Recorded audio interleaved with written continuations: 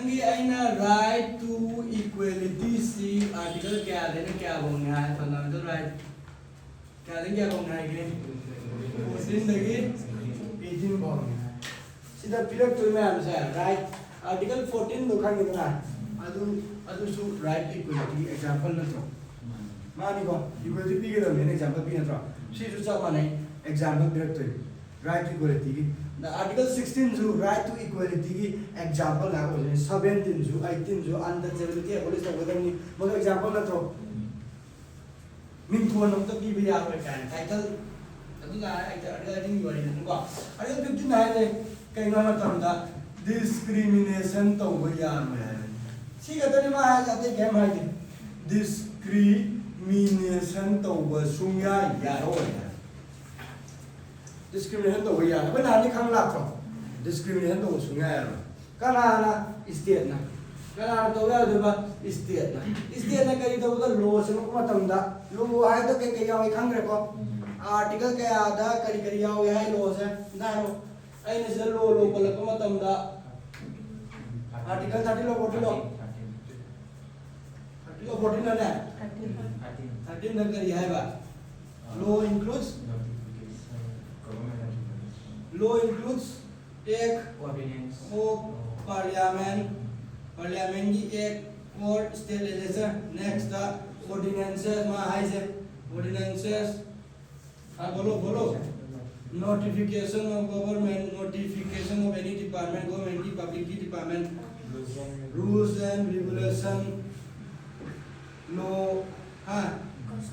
customs of the natra tungan customs and uses natra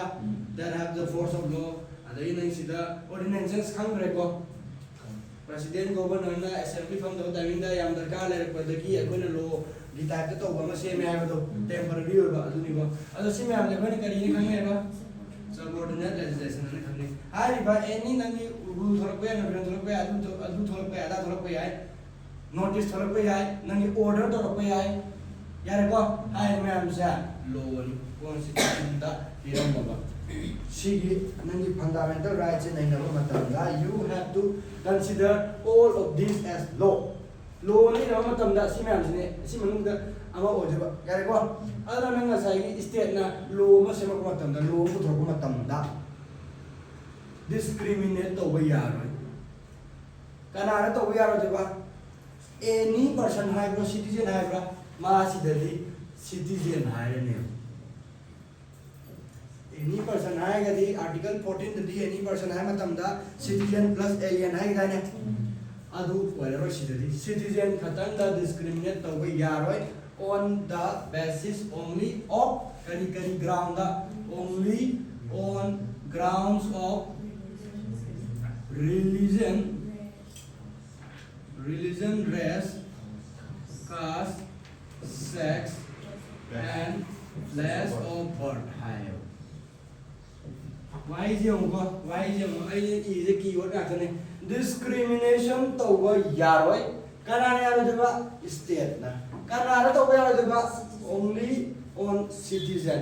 Foreigner di yaro di go to them. Kari the best or kari khata the best or only yaro hai yaro di go. Only on ground of religion, race, caste, sex, and place of birth. Haiba hiram manga sida si khatang yengaga discriminate to ba yalo. Only yawana maram oiraga atopa ground di discriminate to ba yagadra. State can discriminate citizens on other grounds not mentioned here. See the mention to the not mention here. See the mention to the ground the nangi state na discriminate to ba yadori. Hiram bagini only na yare ko nangi ground manga de pyramid hiram manga de pyramid manga sina maram koraga state na discrimination to ba yaroi discrimination to ba yaroi sigi ground sing sida adu atopa ground di to ba yaroi bab dare ko example ama haire atopa ground da tawba yani na kari akhoi gi school da like tamge hai taraga di class 11 da tamga da bani discrimination ten tamning bi di ma sisi ai Johnston da tamage class 6 tamage Johnston da adu class ma 11 ne uda na 11 da tamba ya ra discrimination la nangi thawa kama kaureo nangi thawa ama kaureo thawa kaure ko ai ke no mahara ke thawa ama kaure job ama kaure class hai badi fajadre magi education level sa PhD natraga di thabak to ya de thabak kaure kaui ko oja me koramani educational level da discriminate to ai di PhD to de ba ai yo oja wa ke na sat leba nang di PhD to daga di yar we hai re mado ai ngona to discriminate makhala man na to atopa ground da discriminate to ba yani de hai si yani mo sida di to ba yar ha religion ni khangi ko religion ni dharma race di lamjin jan ba mi ko race di nangi physical appearance to nangi physical appearance kamai to ma se mamit khubra mamit khuba mi di thok changba yaroi or mamit khuba mi di ai gi sida lakpa yaroi mamit khuba mi di akoi lambi chatpa yaroi hai re bhab tare ko adu di yaroi magi brown hair oi bra red hair oi bra akoi masam angang mi ga sang la ga di kitang discriminate toi ko ta wi je ma san da wai ko ma li ga adu discriminate to ya ro western akoi na to di kai su kai de akoi di to ya ni ba ta ro ba adu noi na si ai na explain further to dring ai da constitution no tang yeng mo ba ri yeng ga na hen lai ni ba ai na ta chen do di kai ta lai no khan ni ba ai di constitution dei tak char ko ne ko ai di le to se nang da to re na wa ra ma constitution yo pa gai hang thok so ro du ga yeng bi ro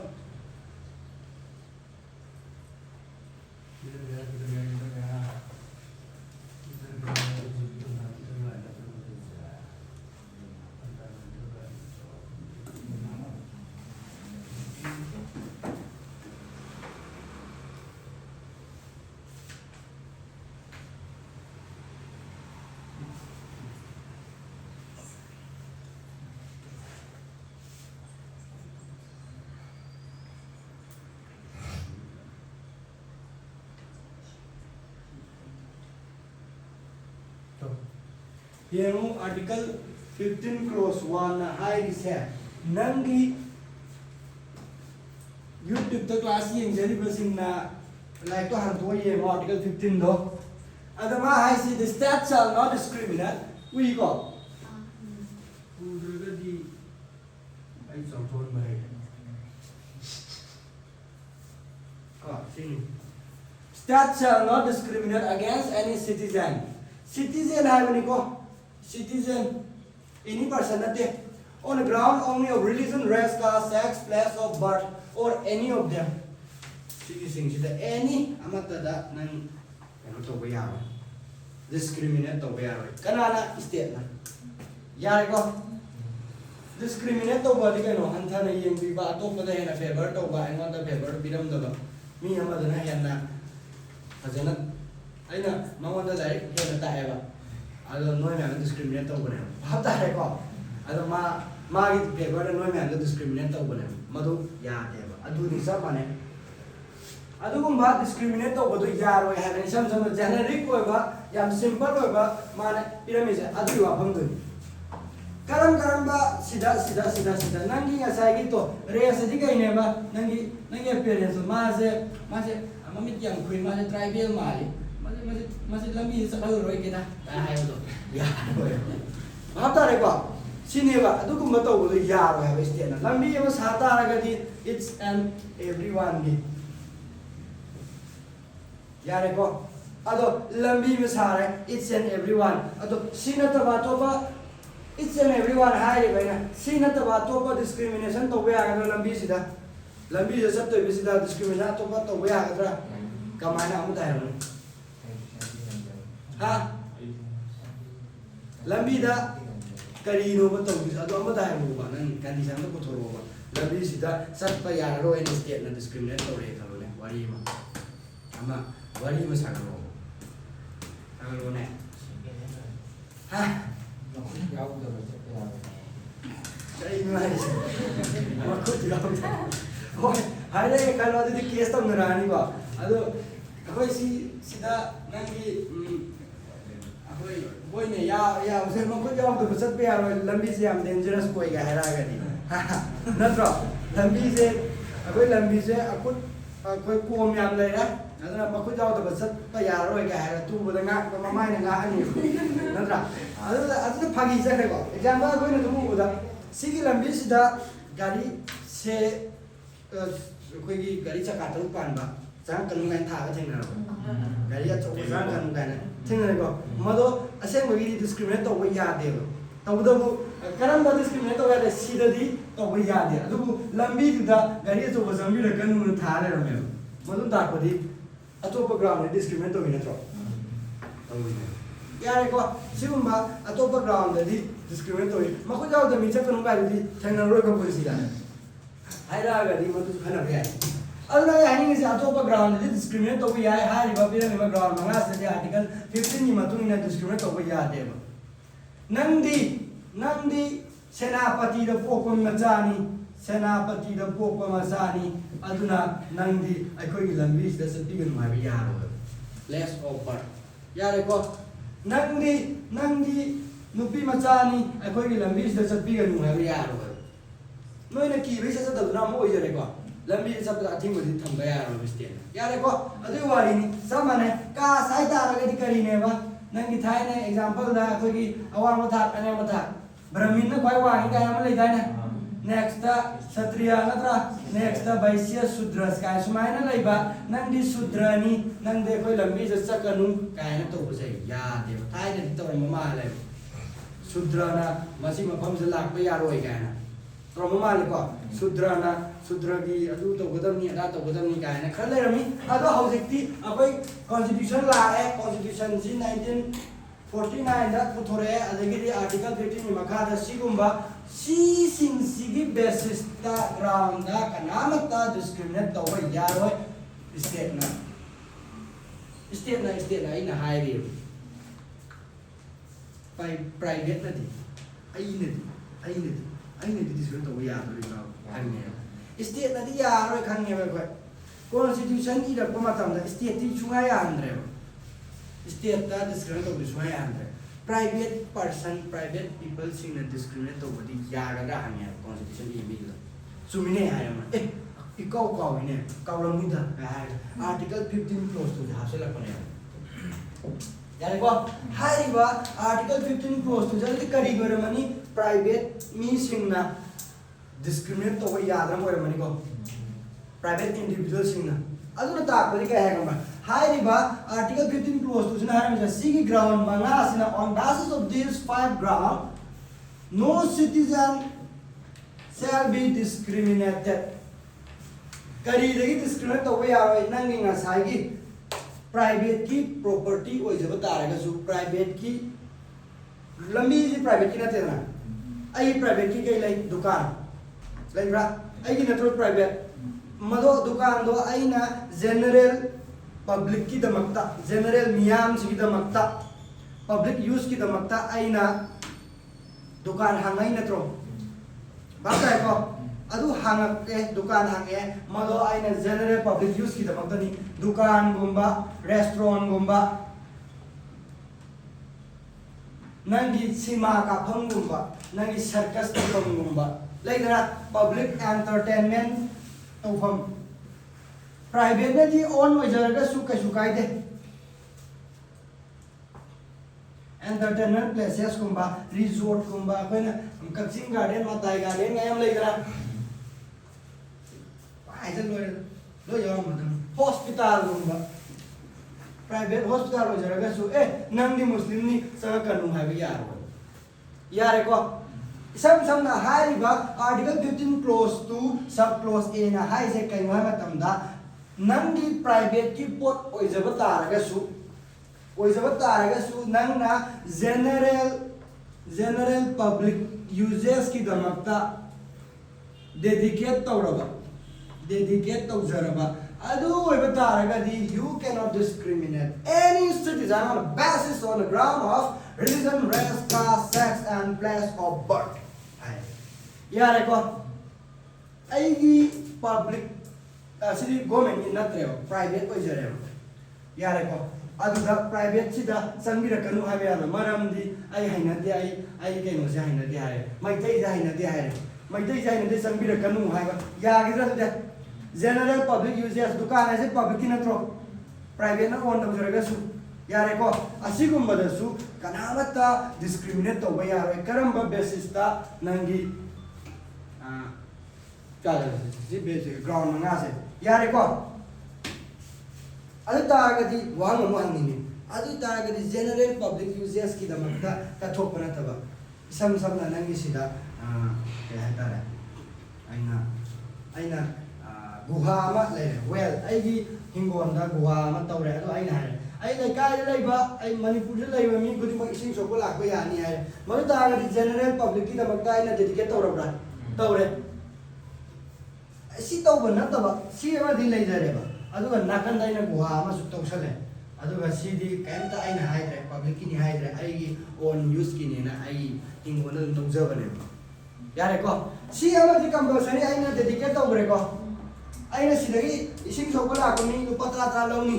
केसु काइदे को अदुगो general public की दमकता कुथोरको गुहा न प्रोसीदे अदुगो आइना सिगी personal use की दमकता आइगी हिंगोन मसीदा आइना गुहा अमा मुक्तौरे सीधा आइना public की ने हाइद्रे सीधा आई खतंग सिना बैने हाइ आई ओइजरगा लै कै हाइद्रगा सु आई ने अदुगा आइगी गुहा सिदा मी इसिंग सोकोलाय आइना सोकनु हाबि आगद्रा सी गुहा सिदा यागद्रा यानी को सिगुमदि आई इसागी ओइना प्राइवेट की ओइना थमजबा पोट नंगी पब्लिक की यूजेस की दमक डेडिकेट तौदबा पोट अदुगुमदुदि नंगी डिस्क्रिमिनेट तौबा यानेबा आई सिदी अब चंबिरा कनु आयाने येनिंद्रे नै सूत्र मसालो चंबिरा कनु नुपी निसिंग सोबा यारो सिदा हायाजु यानेबा यारे को से सिदने असि मनिंग लेकाय तामुबी को लेकाय दा पोकपा मफम मोय लै लेकाय दा पोकपा मी अमा तिसिंग सोबा जाबा यारो हायानि सिदा यानिबो अदुगु सिददि आगद्रमा माना पब्लिक की दमकता पीरो पोनी मा पैसा ताले सिदगी नत्रा अदरा दुकान फम होइगेरा रेस्टोरेंट होइगेरा एंटरटेनमेंट प्लेस होइगेरा हाइरिबा पब्लिक की दमकता सेवा तौरिबा मफम सिंगसिददि नंगी होइबा डिस्क्रिमिनेशन सा सिगी बेसिस ता तौबा यारो रिलीजन के रेस का की मतुंग इना कुंजल लगा डिस्क्रिमिनेट तौबसु यारो कास्ट का सेक्स की मतुंग इना any of them put together यारे को एनी ऑफ दैट सिदा अमता तौबा यारो है अमा खतंग वानते रिलीजन दा खतंग तौबा वानते रिलीजन रेस कास्ट अमरम होरगा नंग संग बा यारो है यारो है सिदा यारे को सिगान दाब्रो अदुने मा हाइसे नंगी ngसाइगे आर्टिकल 15 ना हाइरिसे इहान हानुदा ओवरऑल होइना स्टेट ना डिस्क्रिमिनेट तौबा सुंगा यारो प्राइवेट ना तौबा मतंदा जनरल पब्लिक की दमकता थम्मबा पोचै सिंग प्राइवेट ना ओन तौजबा तारगसु अदुगुंबा फैसिलिटी दो फंगनबगी दमकता फंगनदबदी यारो फैसिलिटी दो फंगनबा ना मान पब्लिक की फैसिलिटी फंगनबा ना दुकान हामसे अदुगा नंग रिलीजन तो पाम देसा कनबदी यारो नंग सिदा नुपा आम त संबिरकनु सिदी नुपी गिनी ना नंग केनो तौबा यारो करी डिस्क्रिमिनेट तौबा यारो अदु तारगदी हसै तारगदी यूनिसेक्स सैलून गाइले लेब्रा बा अदु कमाइन तौ अदु संगुरनी मा नुपा की कप्पा हाइति हारानी आई कक्ति कप्पी के नुपा कप्पा हाइति हार मा संग कनु हाबदि यारो माना हाइजदबगिनेबा यारे को अदुम हंगे मांगदसु यूनिसेक्स सैलून गाइले लेजि गाइ तौबा मा हाइदबैनि को माइ नॉलेज तो माउना डिस्क्रिमिनेट तौबा नतेबा यारे को आई माजदा आया खन बेराम नि को नय यावै को अदो मा हाइजदबैनि को discriminate tꯧꯕꯗꯤ ꯅꯠꯇꯦꯕ ꯃꯥꯒꯤ ꯄ꯭ꯔꯣꯐꯦꯁꯟꯗꯣ ꯏꯁꯝ ꯁꯝꯅ ꯑꯣꯖꯥꯗ ꯑꯩꯉꯣꯟꯗ ꯃꯦꯠꯁ ꯇꯥꯛꯑꯣ ꯍꯥꯏꯔꯒꯗꯤ ꯌꯥꯔꯣꯏꯕ ꯅꯠꯇ꯭ꯔꯣ ꯃꯦꯠꯁ ꯇꯥꯛꯇꯤ ꯀꯩꯒꯤꯅꯣ ꯅꯪ ꯑꯣꯖꯥ ꯑꯣꯏꯔꯒ ꯍꯥꯏꯔꯛꯀꯅꯦꯕ ꯑꯗꯨꯅ ꯑꯗꯨꯒ ꯆꯞ ꯃꯥꯟꯅꯩ ꯍꯩꯖꯗꯕꯩꯅꯤ ꯌꯥꯔꯦꯀꯣ ꯁꯤꯁꯤꯅ ꯅꯪꯒꯤ आर्टिकल 15 क्लॉज 2 की वारी अदुगा अमना प्राइवेट ना ऑन तौबा ओइरे बसिदि यारे नंगी गवर्नमेंट ना सेमबा मफम ओइतारगदि गवर्नमेंट ना सेम मफम दिका ओइतारगदि नंगी पब्लिक प्लेसेस ओइतारगदि पब्लिक प्लेसेस लंबी थोंग अममा सिदि खांगे को मैम सुना यारो है गवर्नमेंट ना पब्लिक प्लेसेस सेमे सारे मेंटेन तौरे पब्लिक प्लेसेस अमा है रो नंगी इम्फाल म्युनिसिपल काउंसिल की बाजार में ले मनम नुसिरबा टॉयलेट यारे को मदो गवर्नमेंट मेंटेन तौई को गवर्नमेंट साइ को अदुदा नुपा मा सही मा पारगा पैसा लोबगी नुपा am di leibra mana aidi maitai ni muslim ja kan habi yagadra yana roi ko sigumba public places singisu nangi ka haitara athing base pibe yarwa karamba basis ta haiba ground sida religion race caste sex and place of birth ki matung inna place of birth ki matung inna haiba ground sigi makada usigi public places singisu athing ba thamba yar adudi discrimination amadi tawrpa yai sigi ground natabada yagadra sanaba hagi dugai nataba sanaba example ambiru उसकी public toilet तो संगन दबगी discrimination तो भई आगरी अमा खलने अरे interview दा गेला रे मंगल यार दिको ngatan खलगा खंग गरी खंग दे आइता पैसा पी दब मी दी संग भई यारो यार मागी रूल्स अम लई को पैसा सी नंगी इकोनॉमिक कंडीशन नत्रा पैसा पी बंगम बंगम दब लाकन नत्रा सिदा यावरा याव देखो पैसा मेंटेन तौना पैसा खरा दी पी तारे लुपा मा नि मंगा तरा अदो सिदे यावते नुपी संग यारो ने थिंग तारगदी मधु यारो को अदगी ए सिदे कोई दी मसम कुचु मुबमी संग यारो ना ai कोई का दी तो ना अदो गुंबा यारो नेक्स्ट ता कचिंग मचा न संग यारो कचिंग मचा की मफम नते का हावी यारो को फजदरे पैसा पी discriminate to ini पैसा पी तरगदी नंग संग बया होय लो म ले रबनी लुपा मंगा पीरगा टॉयलेट तौबा अदो लो दुदा discriminate तौई करी पैसा पाइ तब मी discriminate तौद्रो पैसा लुपा मंगा पाइ प मी discriminate तौद्रेबा पैसा पाइ जे मी discriminate तौई हाइदने अदुना नद्रा यारे को अतोपा ग्राउंड discriminate तौबा अदा की पब्लिक प्लेसेस दि कमाइना खंग दुबा खंग पब्लिक प्लेसेस यारे बा सी बिल्डिंग दि पब्लिक प्लेस होइदरा अरे कॉन्स्टिट्यूशन दा चेना बो तुम लाकनी खंगे बा कोई इबिरम युमी सिंग दो लाइ ngakane ba अदो मोय सिगुम्बा चेना जे कंपल्सरी लाकनी खंगी अदुना पब्लिक प्लेस ना कौगे हाइबा तारगदी नंगी मफम दो गवर्नमेंट ना हाइबी स्टेट ना गवर्नमेंट नते अगोगी आर्टिकल की आगे स्टेट नो आर्टिकल 14 नि मखा दा लेबे स्टेट तो ए तुये के मखा दा लेबे स्टेट तो को अदुगी स्टेट तुना अदे स्टेट से कना कना यावेबा अबे आर्टिकल 12 ता स्टेट कना कना यावेबा तो निजन दिको आर्टिकल 12 सिदा स्टेट हायगा दी कोई फंडामेंटल राइट सिदा कना स्टेट हाय कना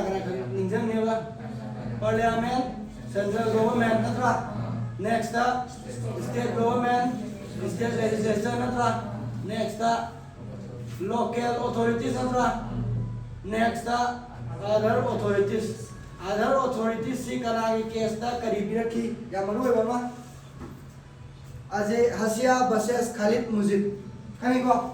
अजय हसिया वर्सेस खालिद मुजिब सी केस ता टेस्ट ऑफ इंस्ट्रूमेंटलिटी न भी रखी ब्रा इंस्ट्रूमेंट मरी मंगा भी रखी को मधु थारगे येंगा रे है गो मेना कोर्ट ना अदना नंगा सागी हारिबा स्टेट सिना मेंटेन तो हुई है मेंटेन तो गदब कमाई मेंटेन तो हुई है फुल्ली 100% मेंटेन तो है और पार्शियली मेंटेन तो है नंगी स्टेट सिना public की uses की दमकता dedicate तो को तारगसु माना maintain तो विरा तो रहा माना dedicate तो रहा से नोई लेकाय द सिनरमनी आइना सारबनी लेकाय क्लब न सेना जरो सिगी dustbin से आइना सारबनी न पिरम में लेनो लेकाय द dustbin न मनमों ले ट्रो अदो स्टेट न sign ट्रो local bodies local authorities member बना न सारमगसु स्टेट के मकाले में ट्रो अदो माना सबेरा में अदुगा कोई पब्लिक की दमकता dedicate तो रंगा अदुगुम्बा पोत चैसिंग से अदुगुम्बा से कोई पब्लिक प्लेस है के नहीं पब्लिक प्रॉपर्टी यार को कन नते ऐसु लुब नते सिवाय अप्लाई खाना गदी आर्टिकल 15 से क्लोज 1 2 3 से लो 1 2 से लो है क्वेश्चन हंग तारगदी अयाम लो यार काय दा कनी करम बा मी दा पानगनी हक पे है सी मयाम लो नंगे आर्टिकल 14 दी राइट टू इक्वालिटी की मका दा यावा आर्टिकल 14 दी equality before law and equal protection of law दी एनी पर्सन दा पानगनी है बनी नत्रा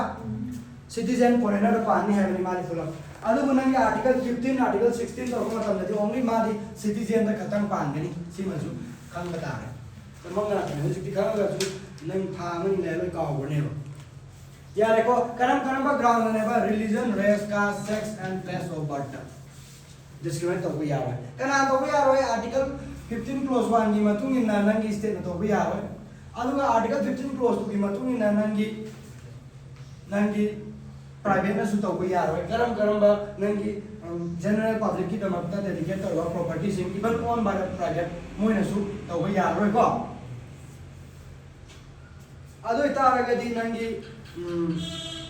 करी अदु नंगी आर्टिकल 15 क्लोज 3 सिना हाई दिसाई नंगी स्टेट करी स्टेट ना डिस्क्रिमिनेट तो बा यारोय करम सीधा तो नंगी याम पर्टिकुलर हो पोत चाहिँ खरा फिरम में मान डिस्क्रिमिनेट तो भी यार दबा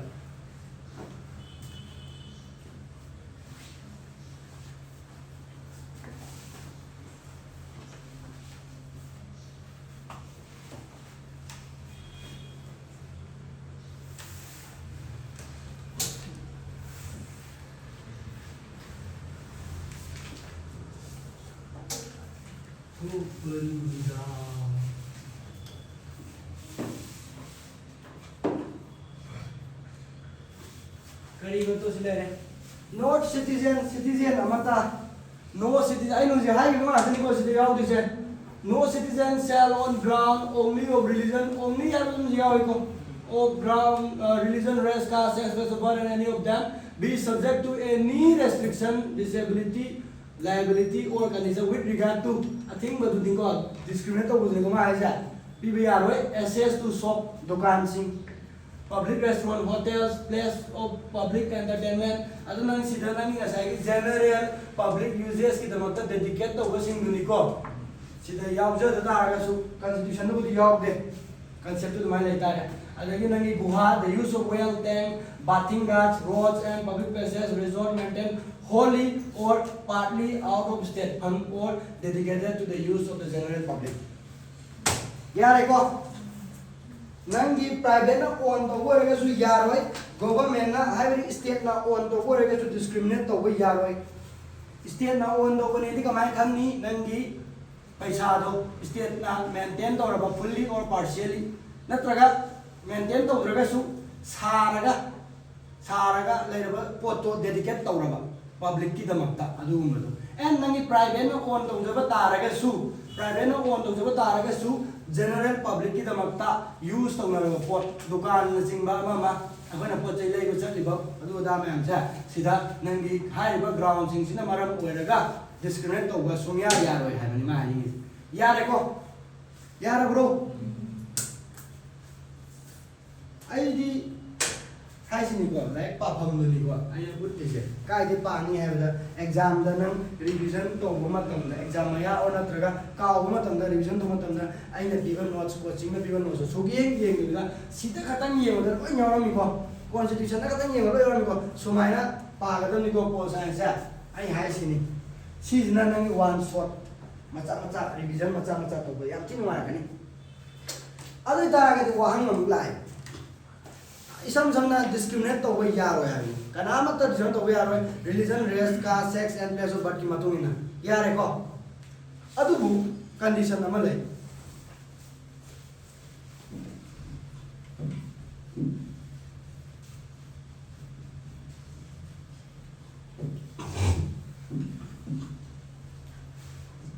nang yeune nang religion Muslim singi the makta scheme di mayam pibiba Muslim singi the makta scheme mayam pibiba and nangi Muslim na pan je ai se am racist to ba mali ba aduna ai sumai hairage mai tai ya bang lai and aduga x ko ba adugumba religion ang lai ko mai tai si lai and x ko ba religion ang lai X cover religion degree special or by scheme में डिबी रहे pensions में डिबी रहे मोगी छात्र सिंगी scholarship में डिबी रहे scholarship में डिबी रहे अदु मैत्री की दिहाई में आज मतलब डिबी रहे साउंडिंग का साउंडिंग करी सब माने साउंडिंग ये बा नंगी women ले रहे नंगी men ले रहे women की दिखाएं तो एक हमरा स्पेशल और प्रोविजन में पीपी नुपी सिंह की तमकता फॉर्म फिलअप तो मत तमदा पैसा हन थान बिबा और इवन एडमिशन तो मत तमदा फ्री वहन बिबा नंगी बस तो हन मत तमदा फ्री वहन बगा ने हम ले रहा नंगी नुपी सिंह की तमकता नंगी हाँ उकिल लॉयर लई बसा ओ फ्री द पी रहे हमने सुमाइना प्रोविजन में हम पी रहा नुपासिंग साउंडिंग कदर नुंगायरो नत्रा केस तो रखते नत्रा सुमाइना पीरक पता रगदी कनाना काय के करी मखा केस रखनी आर्टिकल 15 गी मखा दा religion race caste sex every gender and place of birth नंगी जेंडर की मतुंग इन्ना डिस्क्रिमिनेट तो यार है नुपी दे है न फेवर तोंगरा नुपा की दे तो बिबिरम दे मी साउंडिंग नि खंगे बा नुपा सिंग नुंगाई खंगे कॉन्स्टिट्यूशन मेकर सिंह खंगे को अदुना सयत नबा लाकनी खंगे कोर्टा अहेनबा बर्डन ओइनी खंगे दुम येना लई तारगदी अलना मयक सेंगना इरमे मोइना करीगी नुपी की दमकता नुपी सिंह की दमकता स्टेट ना स्पेशल ओइबा प्रोविजन स्पेशल ओइबा लॉ स्पेशल ओइबा स्पेशल कोई ट्रीटमेंट तो रखो मतमदा ट्रीटमेंट अमत तो विव मतमदा आर्टिकल 15 दा हाइनिंग बा हाइजरगसु कनामत न थिंबे यारो बाप तारबरा नुपी सिंगी दमकता स्टेट ना मोइबु चौखत चनबगी दमकता करीगुंबा अमत तो रखो मतमदा लो मसरक मतमदा स्पेशल ट्रीटमेंट अमत पिएको मतमदा कनामतना थिंबा यारोय आर्टिकल 15 ददी चा मानन से तबदम ने हायदना मावालो देश ने माय मरम दी since from the past women were treated as secondary gender when treat tola yani mi ko they were kept under every man nupa singi makada moisi thamne to makad thamam ni ko si women ni ko secondary gender when treat tola primary di kana jara obviously man will be the primary gender man na primary gender wala gender spelling ko gender wala moisi sam na khara ma pangan soli hai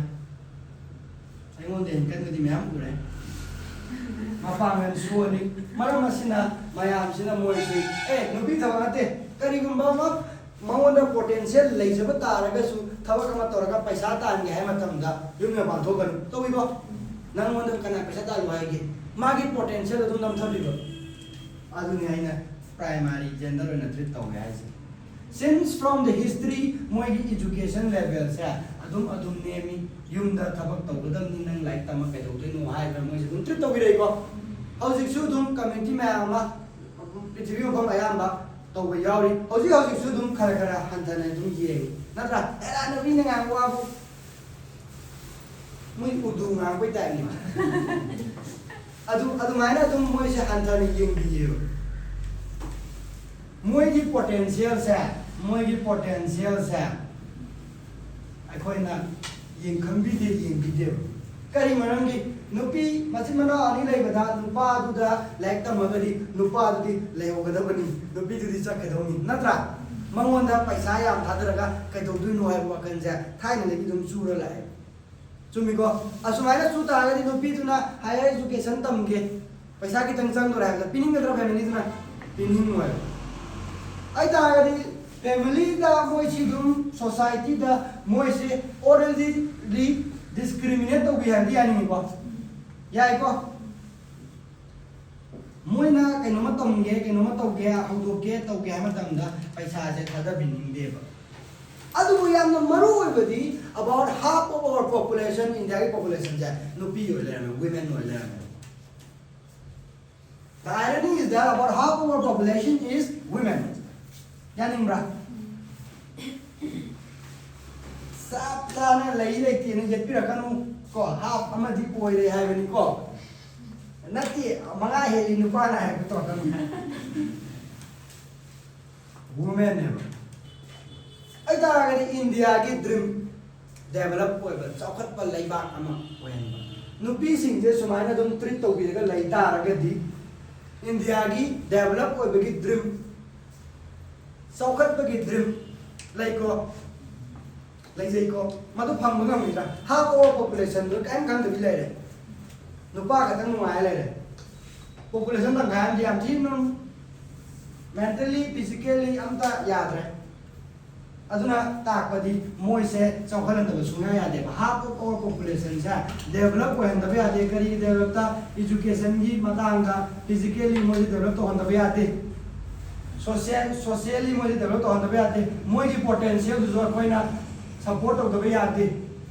ya re ko adu khangye moi gi tamakta nangna law ma sema ko matam da special provision ma pire ko matam da si develop to na ba ma to na ba sembire ko matam da nupa sing ne yela kani khange kari article 15 clause 15 ni makala nang gender ki basis ta nang discriminate to kai dino yela kani khang ro sumi ko adana moi to khal to suya da na phajana haira me ba article 15 clause 3 da nang gi women sing sida special treatment special provision special law ma sema ka da favor tawra ba ai da men da discriminate to we mo ngora to raga adu ta raga di kana mata na thing ba pi ba ya ra article 15 da haining ba haije raga su na I raga yawra me ba ta re ko senior article 15 haije adu ga amana article 15 clause 3 jina kai ha ma tam da women ni mata sin su palame women ni mata sin su palame adu di ta ga di gender ki mata na discrimination to we ya ba gi wari ma lai ko exception ni nangi article 15 clause 3 je amana kai na matam da children so hai women and children and harame anga macha sing yamune nangi anga macha sing project free da class ai pabo like taman bra taman le ai koi no ai te ai ku paisa lai te ba free da ku like tam ja ke na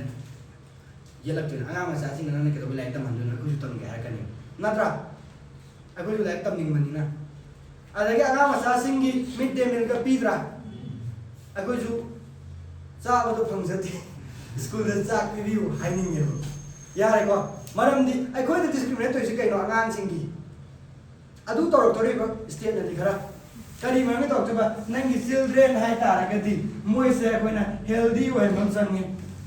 healthy way mam sang nge moi se phajana educate way mam sang nge educated way mam sang nge moi ki mentally moi se angang oi ngai da no ai mam sang nge mental trauma la handa imung duna ware like tambagi leitre besatre saksa na leitre like ki phithi na leitre na dum khana le ta di angang do dum nungai ro natra aduna lao free da man bi ge lao free da jak bi bi ge mid day meal kaina uthore angang sing si khoina phajana pukhat birak ta ba ya de maram di they are the pillar of the nation natro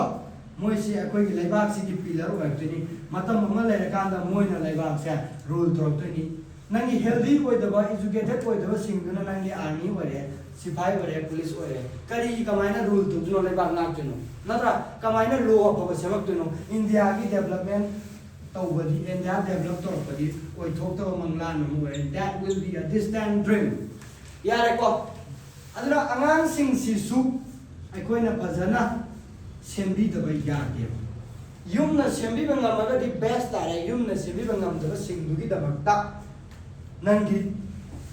special provision special treatment ama to be discriminating all the adults yaning bra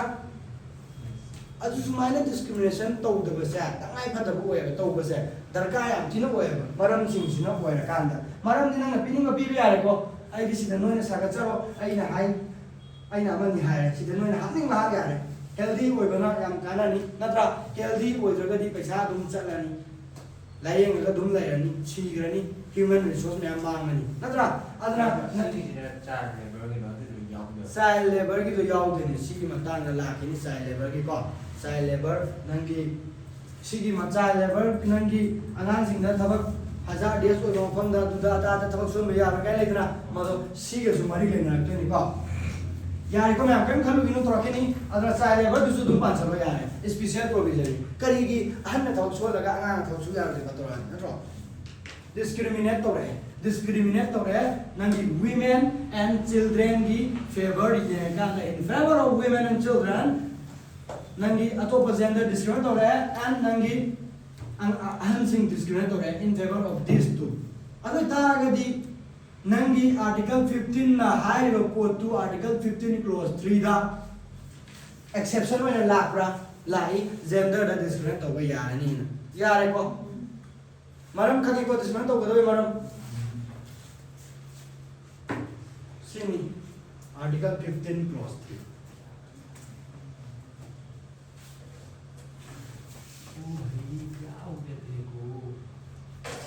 Like Article 15 clause 3 na kari hai re kai mahram dress thi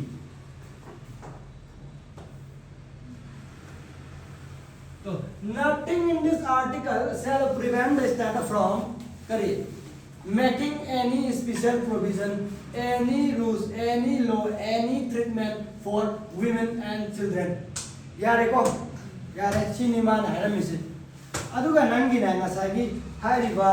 asengba original provision di sida loire Constitution jina hek ibada kano to bada sida loy adugi matungda first constitution amendment na kari hapchale yai matamda sida la airport che hapchale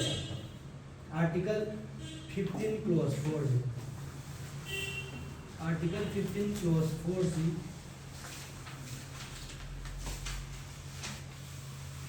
hapchale sinna no pa bada yam lai ni mayam tam pa ro aduga na sana ada yang sila ni kalau main na saya tahu ni apa sih artikel 15 clause 4 yang tepat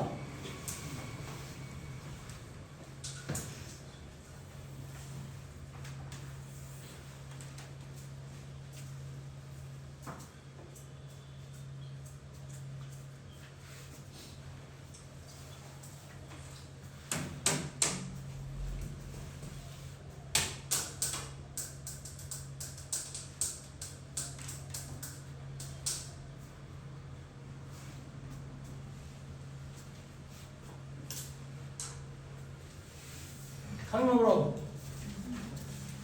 Không như cả em tay rồi. Tay. Không mình làm này. Nothing in this article. Nang cái article 15 da hiding ba haja bata raga su. Thing bom to yaar hai ne. Nothing in this article si to asi to udri ba article 29 to udri. Nothing in this article shall prevent the state from making any special provision. To nothing in this article 15 shall prevent the state from making any special provision for the advancement of socially and educationally backward classes of the citizen. Yare ko educationally socially backward oiraba mi singi special treatment to yani special provision bi yani hani ko or natraga SC or ST ki damakta su yani yare ko yare adoi taragadi sida nangi ngasai gi article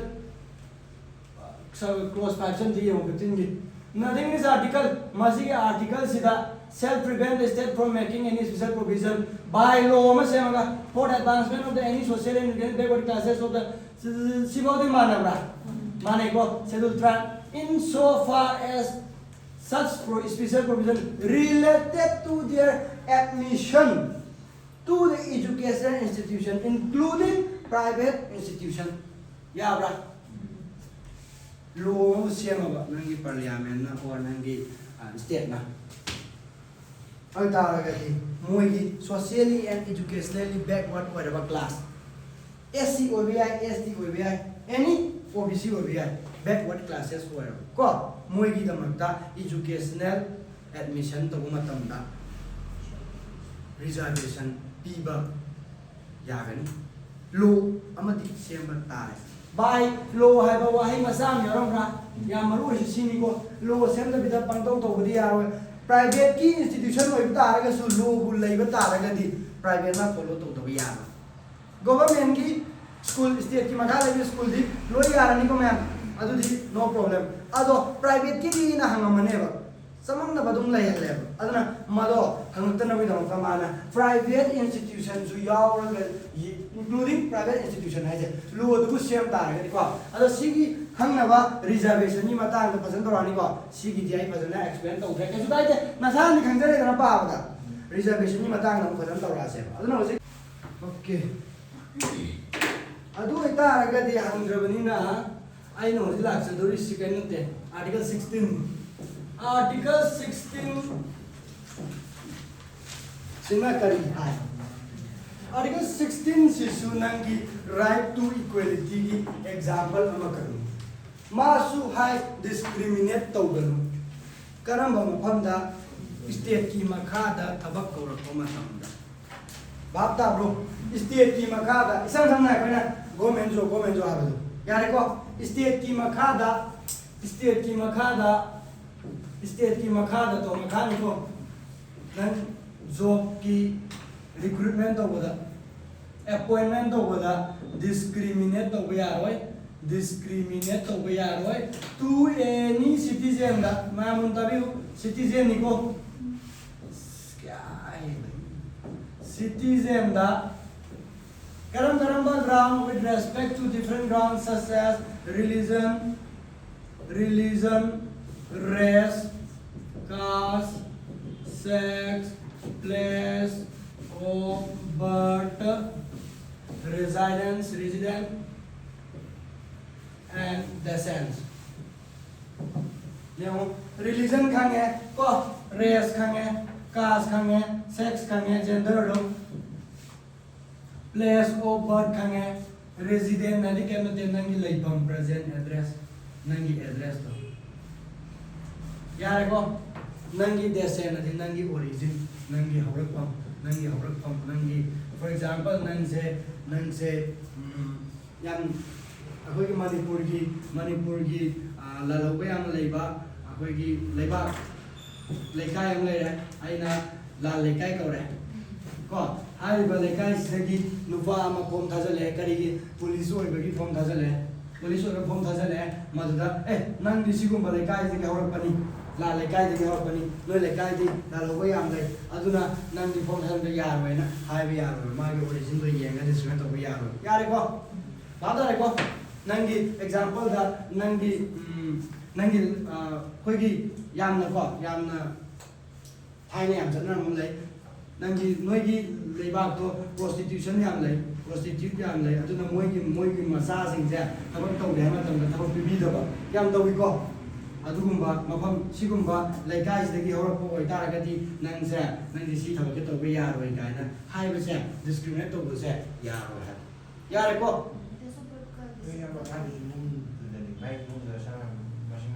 माइ इमुंग दो रगसु मा के मरा लेगा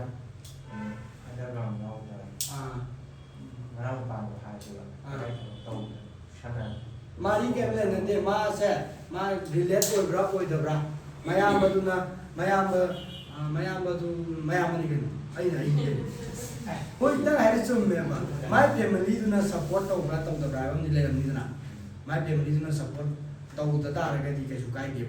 my family do su mari le na ba adu ma di yeng ne ba my background ga yeng ni na adu da moi su relate oi da bra mayam ma se moi mayum da dum lai bra lai ta bra ko mayum da dum lai ta ga moi support to ga han ko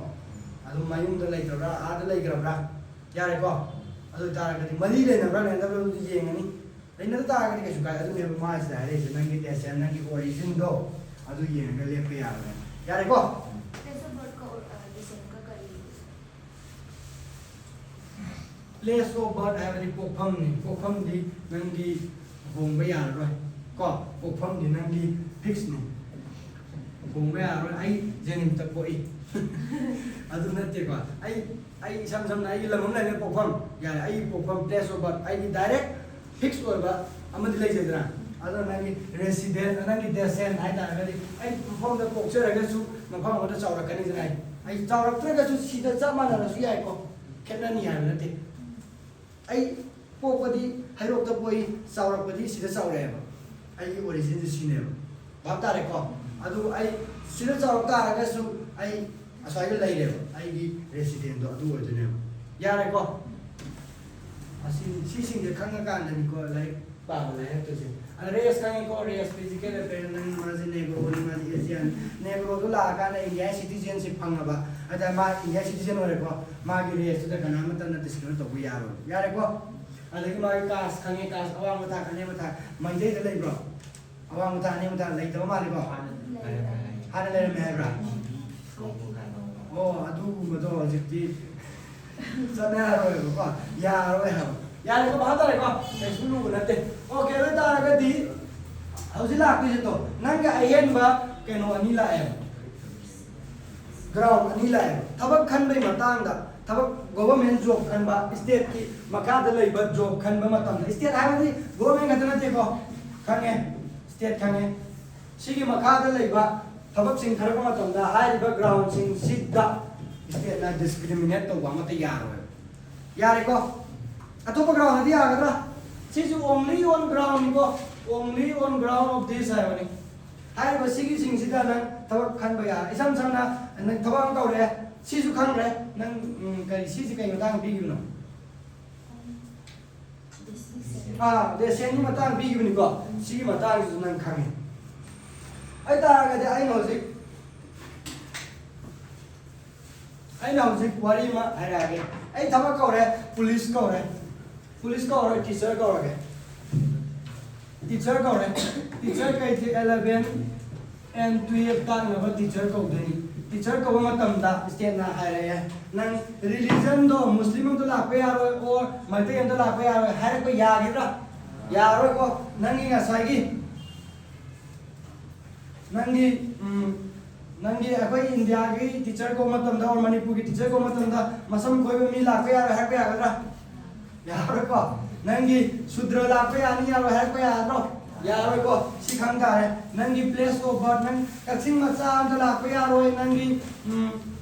nangi kaksing ma cha am da la ka ya ro nangi imphal ma cha to ko ni ha ya ga ro nangi po khom do ya re ko adubu si ma ya am ti ya ro na tro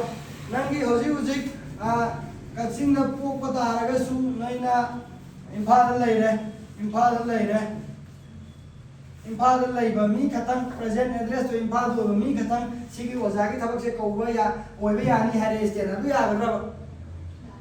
senapati da hoji hoji present one lai ba mi di ya ro hare ba ya ga ra ya ro ba adu si ma'am tam da ya ro ha ni haning se si ma'am da discriminate to bam da ya ro ha ni ai ta ga di private job ta di han private job tadi ai oja har ka udare coaching ni history oja ka udare history oja laite history ko sa thajal hai advertisement ko thajal hai to ma je kai or le mi khamra ma je senapati de wala me la pe hai na nang present address kai no senapati na ni oja na ai ta ni nang lak na le se la ko parak ta ni ai na lo do ya tra ya ni ko sida private ki wari shwa yaw de ko sida private की entity di mali profit पाने मादी मागी main motive से profit maximization Madhuda gender discriminate तो यानी as nupi sing di hari batabak से नंग थंग को काय हम Lumii ngamoi adra nupi sing हम तक खलoi अभी यानी को private की ओर गति अवा बाtabak ni तो यारो अदो कोई वजा को बे दा हाय रे ai कोई di pung kun mari nan to lai ta kan ni nupi sing हम तक lover ama mateng da ai ko adra aina discriminate to ya ni private ki oi ta ga adra private ki matang di sum yau de ko sida ana si state ki wari ne ro to de si adra nang nga sa gi state ki job la ko matam da state ki makha da thaba ko ro matam da discriminate to ya ro ha bani kana ne ya ro ba state ne ya ro ha bani kana ne ya ro ba any citizen da ha bani any person na de ko si ma su khangjan biro any citizen da discriminate to ya ro ha private की वाली याव देखो private entity private business नदी मासे खबर को मतलब दा discriminate तो यानी को अतोपा ground दी यागत रांगे सीना तो अतोपा ground दी यागत रो स्टेट की जॉब करको मतमदा स्टेट की थबक करको मतमदा सी नतबा तो ग्राउंड डिस्क्रिमिनेट तो यागद्राबा अदु वाले लाखनी को अंग तक लाख बिना मनी ले लाख से को अदु कम येंग दबिदा नंगी कइनो सी खतंग सी की सिदा नतबा एस दबा थमदोखरा कांदा नंगी सी नतबा ground the city overall generic नेबा ओवरऑल होइना खनगी जे वाटंग को अदना एस टी द रिजर्वेशन नि वारी लाख रोजी थबक कौरे गवर्नमेंट नि मखादा सी नतबा ग्राउंड दा डिस्क्रिमिनेट तो यागरा अंदा qualification da education qualification da atra ate haro physical fitness ta no pa ko su lai ba na dum ta khan ni no reservation ni wai to ke sa discriminate to we matang khan lo ba kari khalak to ko ya e do reservation ni lo la ki ne ba kari nangi educational qualification dum di yang phazale na tra qualification lai hai to mi si thab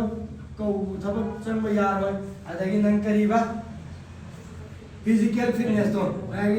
nangi lamjen chen ba singam draga di yar hoy ado lamjen chen ban ngam do mi da discriminate to natro adu ya ba onam da right da nangi article 16 da sigi ground sin nataba atopa da discriminate to ya ko mi ani ba mi lak pi yar hai to hai chudra di yar hai ro ane mami discriminate ai nok cha dai man ni ne ko discriminate to yar hai na tro I want like that nok sa la ka nok sa la ka ni ko ala si atopa ground di discriminate to ya ye ba ta re ko private ki wari so ya do si ko article 15 di private ki wari ya ko aduna nangi si mayam si da discriminate to ba sunya yar hai nangi ओजा नंगी अदुगुम्बा लाल लेपाक लाखनी नंग लाल लेकाई लाखनी नंग यार नंग चंबीरकनु हाबसु यारगो सिमा खांगे अदांग येंगो नंगी constitution दा करी film भी है बस आर्टिकल 16 है there shall be equality for all citizens in the matter relating to employment or appointment to any office under the state having go state ki makhada kaurakadori ba thabak sing particular oiba kone ma private ki way out there any office under the state ki makhada kaurakadori ba thabak sing duda citizen amata da discriminate to ya ba isam samna discriminate to da ba di equal opportunity bi ba na tro aduni nangi article 16 clause 1 na hai miss यार को अदुगा नंगी acai article 16 close 2 ना high से further explain तो रखनी करी है बात citizen अमता high Riba ground Taret सिदा देशन हबचले रेजिडेंस हबचले ग्राउंड तरेत सिदा डिस्क्रिमिनेट तो यार और एलिजिबल को हिंदबे यार नंगी एम्प्लॉयमेंट तो बदा स्टेट की मखादा यार को आर्टिकल 16 क्लोज 1 ना ओवरऑल अपॉर्चुनिटी चमा दी गदम है अदुगा नंगी असाई आर्टिकल 16 क्लोज तो इसमें फर्दर एक्सप्लेन तो रहे डिस्क्रिमिनेट तो भी आ रहा है करम का ग्राउंड दा सी की ग्राउंड से डिस्क्रिमिनेट तो सुनिया या रहा है ओनली हम या वैसे kan तारे को अतोपा ग्राउंड दी यागनी तो ग्रे फिजिकल फिटनेस दा एजुकेशन क्वालिफिकेशन दा डिस्क्रिमिनेट हम तो रे को अदुनी नंगी ngसाई करी आर्टिकल 16 की होबा मेन होबा कांसेप्ट से अदुबु नंगी ngसाई 16 क्लोज 3 से करी है हम तंग याम तिन लाय रे सिदी 16 क्लोज 15 डॉलर में 16 दिया लाय पा बा है ने 16 क्लोज 3 से करी है तो तिन nothing in this article shall prevent parliament है नि को ले यो हम तंग यो को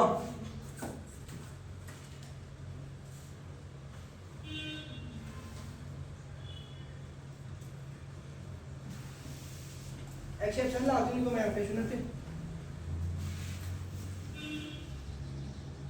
खुई जे खतंग दी लू बनी को माई लग बिजा अदु बु याम लाई ना ina हायर कनी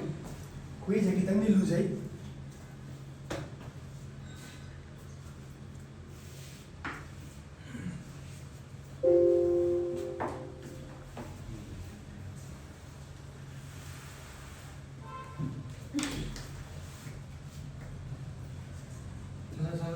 ꯈꯪꯉꯒꯗꯤ ꯑꯝꯇ ꯄꯥꯠ ꯍꯥꯏꯔ ꯑꯦꯛꯁꯄ꯭ꯂꯦꯟ ꯇꯧꯔꯣ ꯑꯗꯨꯃꯥꯏꯅ ꯂꯣꯟ ꯁꯦꯝꯕꯗ ꯃꯊꯛꯇ ꯄꯤꯕ ꯑꯥꯔꯇꯤꯀꯜꯁꯤꯡ ꯄ꯭ꯔꯖꯦꯟꯠ ꯇꯧꯕ ꯌꯥꯔꯣꯏ ꯀꯔꯝꯕ ꯃꯥꯏ ꯄꯥꯔꯇꯤꯀꯨꯂꯔ ꯑꯣꯏꯕ ꯒ꯭ꯔꯥꯎꯟ ꯑꯃ ꯄꯤꯕꯅꯤꯀꯣ क्लास अदुगा क्लास ग्राउंड क्लास से जो कई क्लास में क्लास क्या है 6 का एम्प्लॉयमेंट करो पे वाली दी होई दुनी चुमी एम्प्लॉयमेंट करो मतम दा करीनो माना भाले तो भी आनी है जे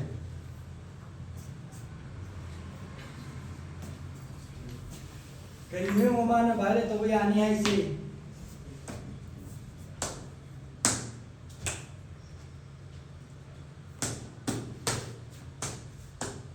सीधा याव बम सो याव नि दानो बा रेसिडेंट भाले तो बया रेसिडेंट की मतांग दा डिस्क्रिमिनेट तो बया नि न मला कॉन्सेप्ट सिप्पा रे मांदा इन एग्जांपल अम पिरंगे आ कोई हुजिक कुकी गा मैतै का लान सोनब्रा सोक नै रियो लेरे नंगी ngसागी अखोई की विलेज डिफेंस फोर्स खरा कौदरे मणिपुर की चुराचांदपुर मनुंग दसु खरा तादोरे नत्रा मणिपुर की स्टेट डिस्ट्रिक्ट की मी कुन कौदरे है चुराचांदपुर से डिस्ट्रिक्ट नत्रा चुराचांदपुर की दसु मी कुन नमदि कौरनी को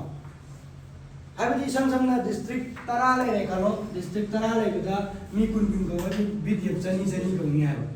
बीडीएफ चनी कौदरे मणिपुर स्टेट की अदुबु बीडीएफ चनी को मतमसिदा मणिपुर की रेसिडेंट मरम ओरगा अथिंग पीबा यागा नत्रा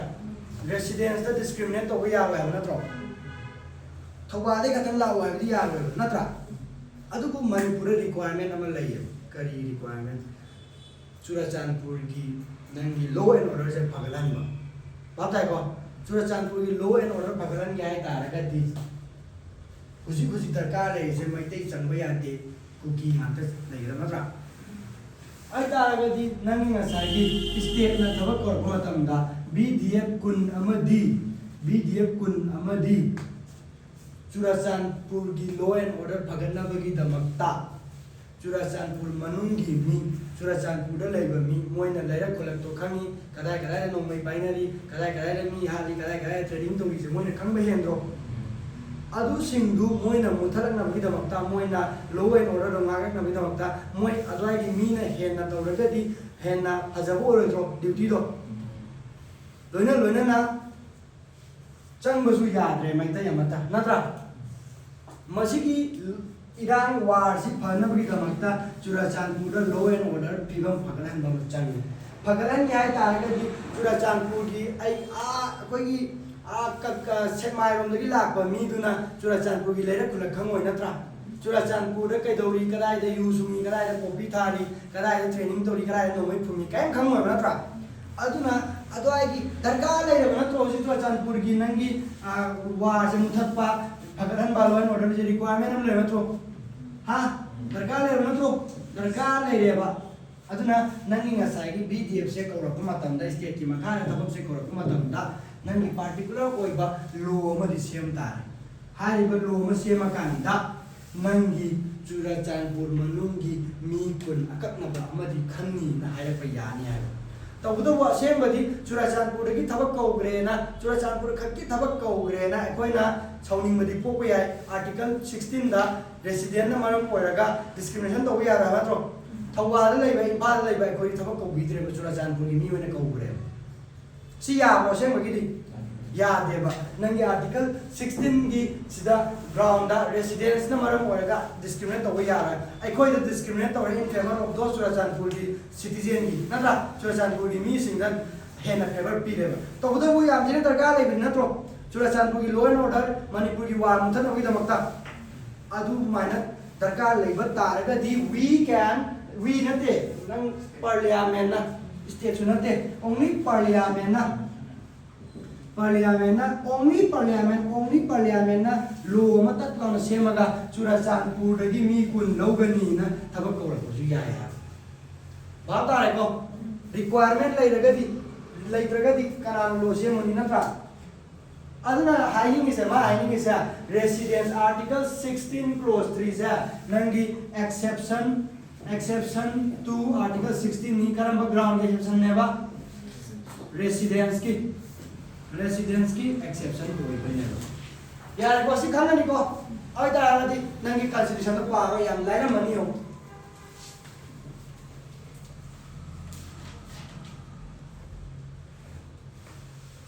nothing in this article shall prevent parliament having ko shall prevent parliament kata ni ko ma bala misa mun engare constitution ki 16 article 16 da hiding ba hajar ka su nangi si ki sida discriminate to ya de hiding ba hajar ka su thaba korkma tamda ground tare sida discrimination to ya de hiding ba hajar tar ka su parliament na law ma sema ba ko parliament for making a law prescribing that class or classes of employment or appointment in office under the state highway CM Changmangre requirement as to residence and requirement la aba within the state manunga residence na requirement ko ra aba thabak korako matam da ada parliament na law sem yagni hai kariba thabak korako matam da residence yam thina mathau ta ra aba requirement ko ra aba nangi state or union territories to gi manunga yare ko residence requirement la ba do ta gadi karimata na parliament na law ma sema ga residence si da thaba ko residence ki ground thaba ko matam da athing ba mata pi be yar hai ni article 16 na inve di da yare ko residence ki exception ne nangi ground yare si ithang kariban nothing is article shall prevent parliament from making any law prescribing that nangi the job required residence within that state some mong da nangi high job to required residence se factor ama oina sarkar lai within the state or union territories yare ko ada article 16 clause 3 na high is ko kai no khani exception ma la hai article 16 karida nangi residence Churachandpur gi mi singi da classification abidi class ma sebirani aduga hariba class sidagi mi sing do ko ba yani haibani yare ko tobudabu only the power is vested with kana parliament not by state legislature yare ko sima khani ana article 16 na kari hareba generic oina overall oina opportunity cha man pi ki ni hare ko ala article 16 clause to na discrimination to way are having nangi 7 ground da yare ko state ki makha le jo ki wari article 16 clause 3 se exception na tro exception ni nangi resident ni matang si makhani adoi ta ga di article 16 clause 4 la si clause 4 la tinga da aina clause 5 ana to ga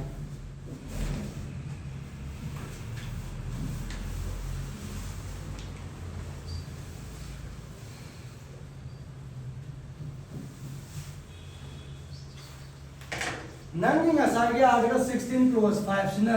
kai mai poira mi khambra exception wala kari exception religion di matang da tabak ko ya bagi exception religion normal job police kore maduda maita yam da lakpe ya ba kai no tai ba ya ga do sa sigu maji ya adu exception ama ani di biram do re nangi article 16 clause 5 na hanging is sin nangi na religion lai muslim religion lai muslim jain islam hai ra islam hai adagi nangi hindu lai hinduism lai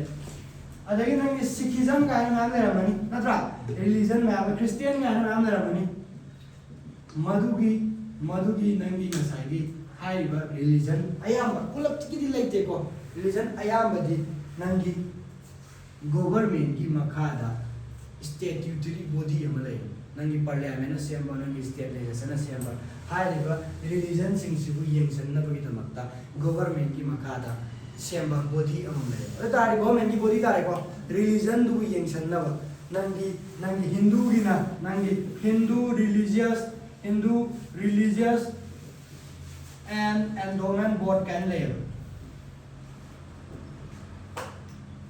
adagi nangi Muslim gi nangi Islam gi da wak board kaina wak ka sta abra na ka tuin to kaina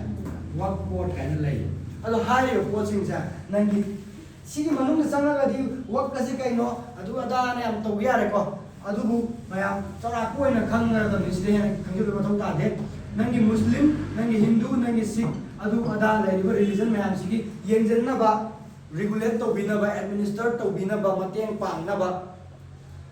nangi government gi makha da body khara khara tum lai example ani je pi ya ko na adagi nangi Sikhism gi dong pi wa ga na Siramani adagi Gurudwara ga na lai bani ko manung chap chap ka ore Siramani Gurudwara Pradhana Mara Mahari committee lai bani ko smile lai re ya no matter to worry about that. So later when na high board set government di makani statutory body ni high body parliament na siyamba body ni state law ordinary law na siyamba body ni statutory body ni moi ki makas da phampuri bami president vice president yaram ni secretary yaram ni member yaram ni ko body plan na high sing government ni makala lai bami ha odra government job odra to moi sa government gi recruitment or government job ho jane government job to ni ato adu tara ga di ye mune nangi Muslim gi yengsan ko chan na ba Islam gi yengsan na ba bot lai re sidabu akoi na religion gi basis ta discriminate to ko yar we na Christian hapchale Hindu hapchale Muslim sing nuai ga tra nuai ba Hindu gi matang na sa manai aduna nangi Muslim hapchale Hindu gi temple sing yengsan na ba du yengsan na ba ama to na ba kai regulate to bina ba rules sem bina ba Muslim na sem do ba Hindu gi Muslim ni mata ang Hindu na sem do mato kai no mai chai na dra sigum ba ma lai re ba sa constitution maker sing na khangam ba na maram or ka da article 16 clause 5 da haibi ra min kai ma matam da nangi sigum ba board sing nangi body sing sigi religion gi regulate to dori ba o yengsan dori ba khosan dori ba audit to ba mata ina audit to ba su to bi audit khamra khandra ga ugal yang mo ba ado nanga sagi hari ba body sing sida atop pa langjel laga religion hapsan ba recruitment to ba matam ba nungai ba to oide religion sing sina ta pa moi maram asna sigum ba body sigi thabak kor pa matam da di nangi religion gi basis ta kaura ga su yani hai यावरा कौत्र का सुयानी कौरा का सुयानी है दरकार नहीं बता रहा कदी मुस्लिम की board की थी बोर्ड की थी वक काउंसिल की थी नंगी मुस्लिम मसा खत्म तब कौरी न नोटिस थोड़ा सुयानी है असेंग मक्की थी मधु यावरा ते गवर्नमेंट जॉब होता है कदी को आर्टिकल 16 ना रिलीजन की बेसिस ता डिस्क्रिमिनेट हो गया है मुस्लिम की तब को बाहर से हिंदू दी डिस्क्रिमिनेट है तो मुस्लिम का तब पंगुना तो aduna religion ni basis to ko ba sa ase ko maki yade discriminate to yade atopa religion ana khaidu ga to ko ya adu bu sigum ba India gi diverse ko ban nation ni na sigum ba body mayam lei bana maram oiraga sigum ba body sing sigi da makta di atopa religion yan san dana bagi da makta nangi thaba ko ma tam da religion ni basis ta ko ra su yani na exception hoina piram le ba ko ra su yani hai bani ko yare ko aduna nangi religion ni basis ta thaba ko ba ya do re exception ni ko atopa di ya ko police army adu ada time ko ya ko sigum ba nangi religion ga mari le na ba maram kai no si ta ko atopa ko jam jada religion to ko khot pa kai ya exception hoina only article 16 clause ka ta piram bani se ya re ada ne kan thom ba article 16 clause force na kari hai dum tangi sin tangi ho gera sin tangi ho mito nuai jena ba wala ina yauja ke sing kan like to patu ga in bureau constitution like to paega nothing in this article shall affect the operation of any law which provides the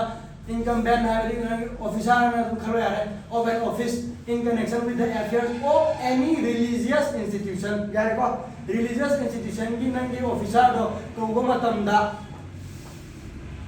any member of the governing body there shall be a person professing to haida pa ya ane ba there shall be a person professing the particular religion do profess तौबा follow तौबा अदुगुंबा member दो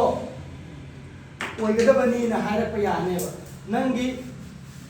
article 16 दा हाइनिंग बा हाइजे बता रगसु हाइरिबा सिगुंबा religious institution सिगी officer आबदी member को मतमदा नंगी governor नंगी गवर्नमेंट नंगी स्टेट ना that must be a person professing a particular religion हाइबदो हायरप यानी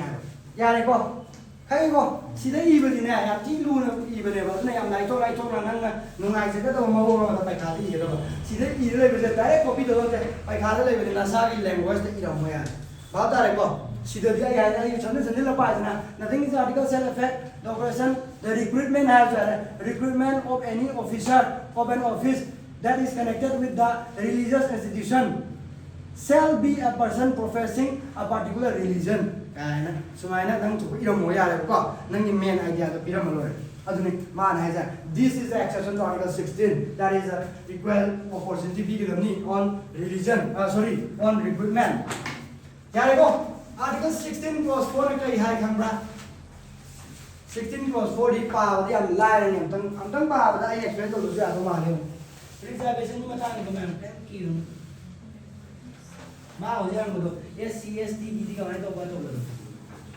Nothing in this article shall prevent. Article 16 the hiding by so thing mum the people are state shall prevent state from making any law or provision for the reservation.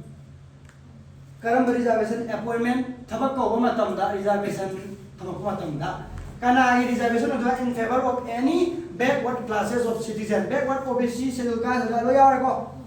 who is in the opinion of the state that is adequately represented.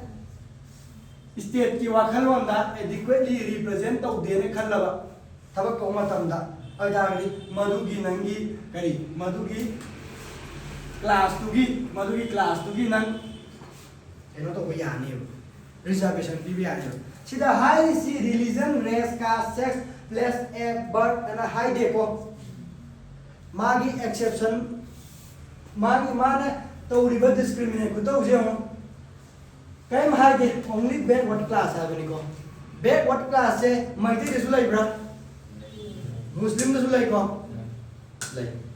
aduna na sidi nangi ngasagi religion race caste sex place of birth residence and descendant to nothing mahari ba mayam sing sidagi yenga tor pa nate ba lady citizen sing sidagi class khaido ani karamba class nangdi adu OBC ni nangdi scheduled caste ni nangdi scheduled tribe ni na caste se class hai class se khaido ra kan da backward ko class sing sigi discriminate more in favor da I go da normal general people da discriminate to ba yani hai ba ta ko to budabu state ta thabak ko ma tam da adequately represent to bra to da bra ha tum di yengam ta re ko yare ko oza oire ga le rame oza do ST gi mi ga ko le rame ma sa ina ko gi ko 11 12 ki oza adequately represent to bi ha ga do sa ST gi mi sing sa ha ga do oza do ST ga ko le rame ba adequately represent to de ha ga ha ko aduna nangi ST sa CD kauroi sina government na state na haira su yani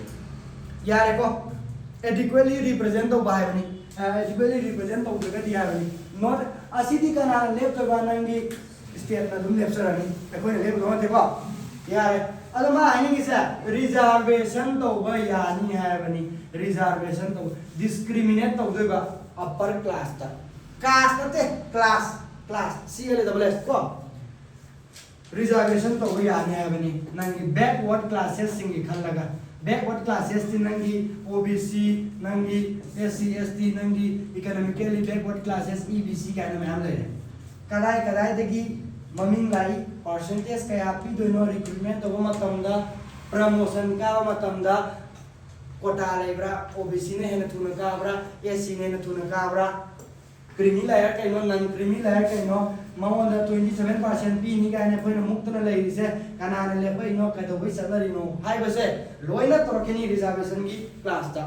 को अदना Sunday दा याम थिने important ओइबा class ओइगनी Sunday की class इदी को नुंदिन दा तौगनी पुंग मरी और मरी तो होना पता मारे को खरं ngana तरुक अबे कितन सांगदर पे आए वो क्लास को अदुना मरी देखिना पुंग तरुक मखाई को तारो मारे को सुगतनु इंदे यार को मैं अदुना नहीं हुजिक आई हाइनिंग इसी नंगी आर्टिकल 15 खंगे आर्टिकल 16 खंगे सी अनि सिगा तरिंगा सी तइसबा तो बुदबु कॉन्स्टिट्यूशन नि पावा है नि को अदो मैं थेंगा गरी सत्पी भी यार है कोई आई मकोक तगी रिवीजन अंतर पक तोरकनी थेंगा गरी तुम सक यार है के साउंड देखो रिजर्वेशन थंबा ऐसी मतान तायोगे रिजर्वेशन थंबो से कहिनो हाइरिबा एससी एसटी सिंगसे हाइरिबा एससी एसटी सिंगसे थाइना देबी होरगा अखोइना अदुम हंथन येंबिरगा लायको ट्राइब अदगिनी चिंगनु मानुंदा लेजरी बेसिली नाउ सिंगसे अदुम हंथन येंबिरगा लाय मोइगी लंबी दोम येंबियु मोइगी लंबी दोम येंबियु मोइगी हुजि फंगिबा नेटवर्क तो येंबियु चिंगा करगदी सुसो तागरे को नेटवर्क तो यारे मोइले लेरिबा hospital दोम येंबियु मोइले लेरिबा school सिंगो school college सिंगो college school लेइब्रा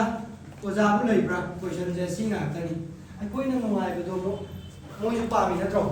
अदना मोइ जि सुमाइना दुम स्कूल कॉलेज हॉस्पिटल फजन लेता आगदी चौखत तदना अदुम लेरने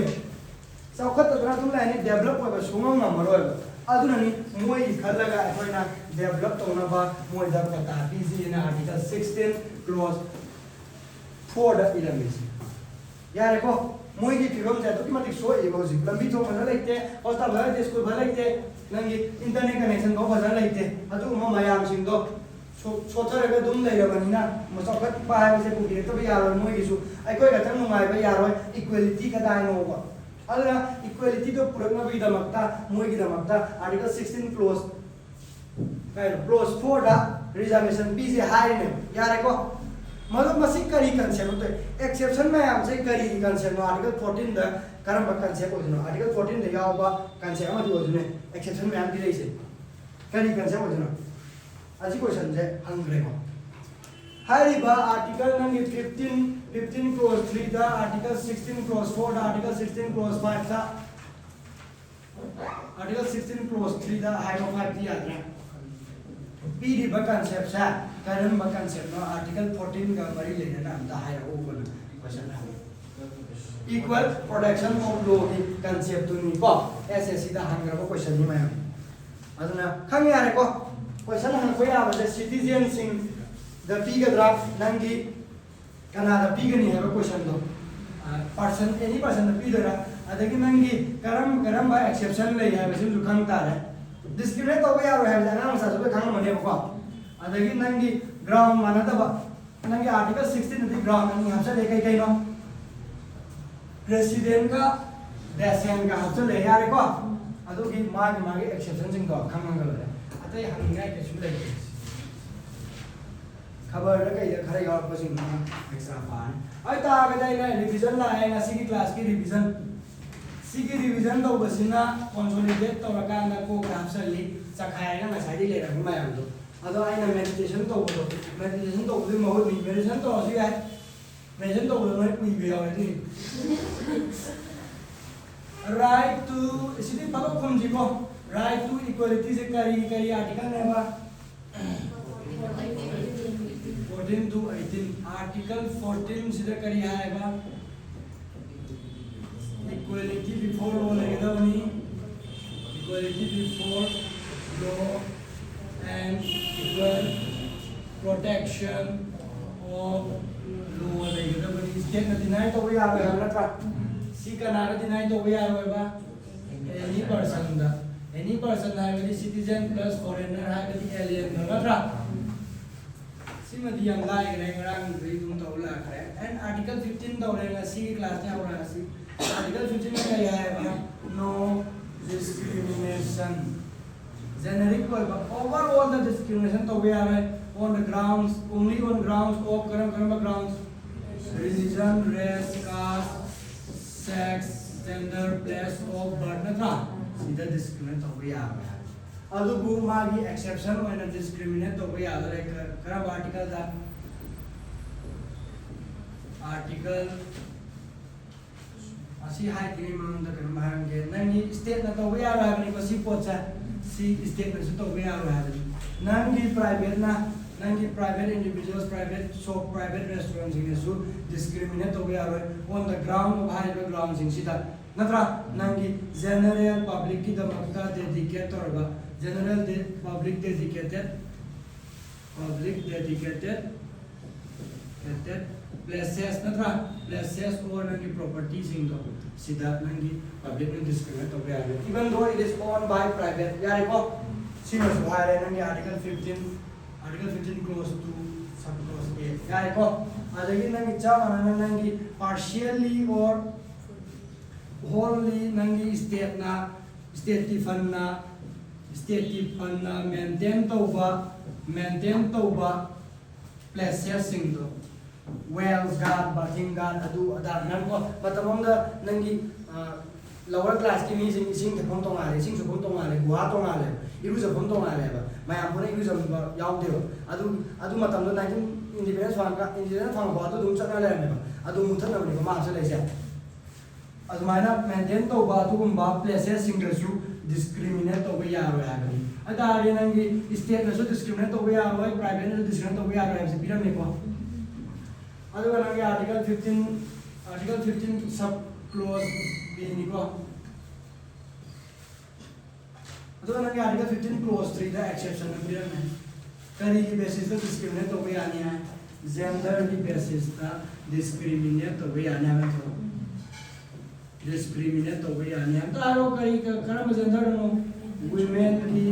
women and children की basis ta discriminate to ya ni maram asina nangi lok sabha rajya sabha nangi local assembly mla ki da nubi ki kota ga na piro pire nangi assembly ki nubi kota nubi ki to kana ra to gadam ni mam pire adu ma ba discriminate to rai ni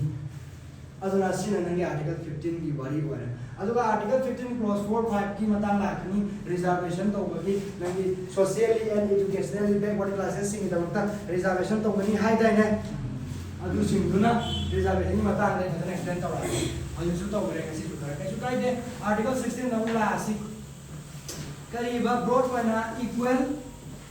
opportunity bi gadamni in case of public employment state ki makada under state ki makada leiba thabak or job sing state adikhangi ko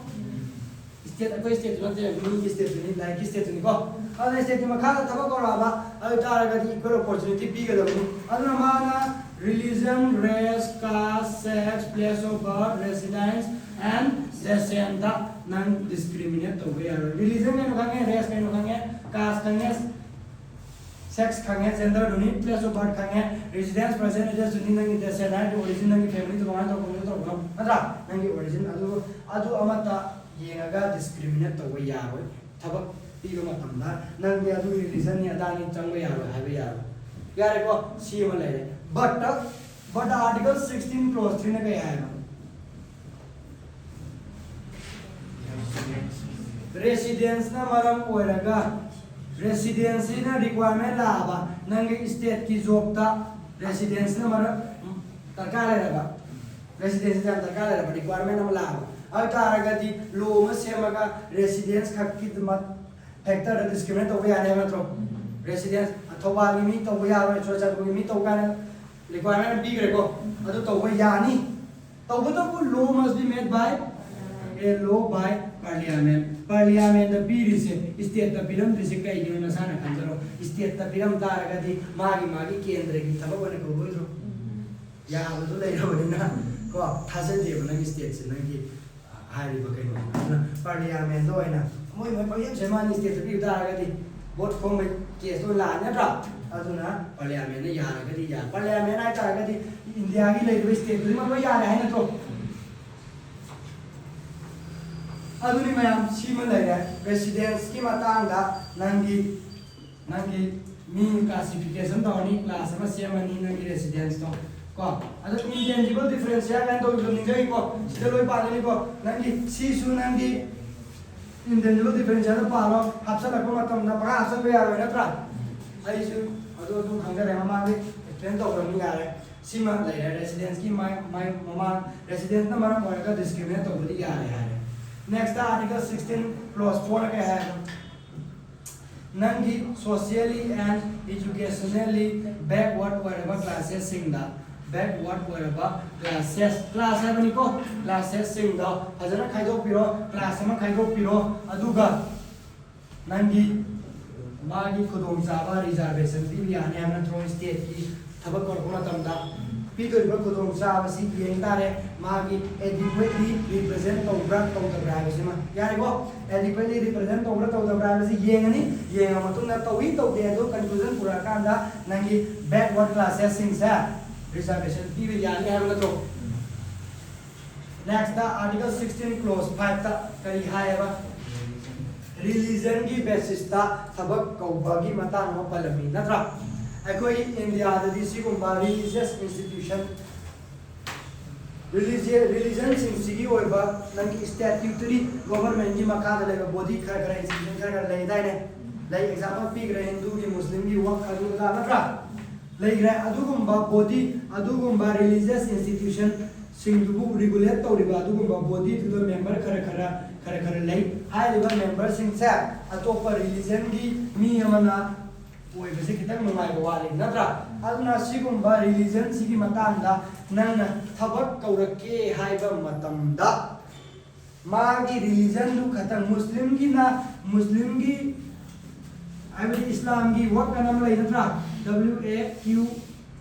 वक कनम ले हाइलिबा वक सिगी member को गह मतमदा only नंगी मुस्लिम खत कौरसु यागनी है लो अमदी same हाइब्रा लो अमदी same हाइबा